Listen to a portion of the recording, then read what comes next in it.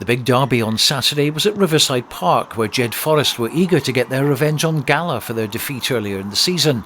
But Gala were also aiming for a win to jump over Jed in the table, so plenty at stake as the two Borders teams locked horns. Both sides have scored plenty of tries this season and posted some good wins, but a Border derby rarely turns out to be a classic try-fest. And so it proved on Saturday, more of a war of attrition as they both tried to get the upper hand up front at set-piece time. The first score of the game was a try from Ben Gill for Gala. It came from well-won Jed possession, who were on the point of building a useful attack, but a loose pass from Owen Cranston, playing his 50th game for the club, was snapped up by Gill, who ran in unopposed to get the scoring underway. Harris Rutherford kicked the conversion and soon after nailed a 35-metre penalty to give the Maroons a 10-point lead.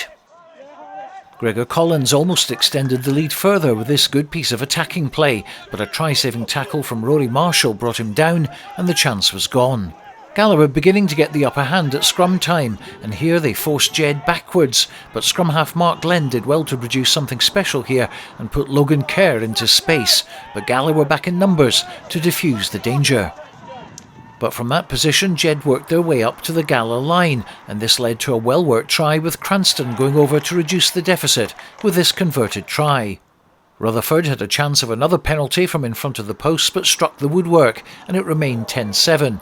But just before the break, Craig Keddy lopped over to give Gala an 8-point lead. There was a bit of controversy with the conversion, with the two assistant referees unsure whether it went over, but in the end it was ruled out and the score stayed at 15-7 at the break. Jed started the second half better, Clark Skeldon coming within inches of scoring. Cameron Bryden did some good defensive work to prevent the big man from going over, but the home side was still in a good attacking position, and when the ball went out to prop Grant Paxton, it looked as if the big man was going to get the try. But again, good defensive work from Gala denied Jed-Forest any points.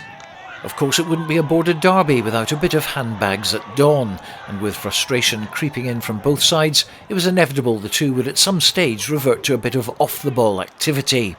Harris Rutherford slotted a penalty for Gala, which turned out to be the only points of a dire second half, but it was Gala who went away the happier, with 4 valuable points to put them into 4th place in the table, well on their way to safety in National 1.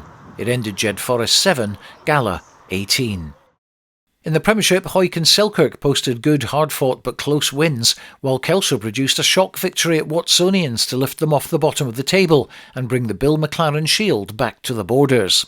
But Melrose had a day to forget against Heriots.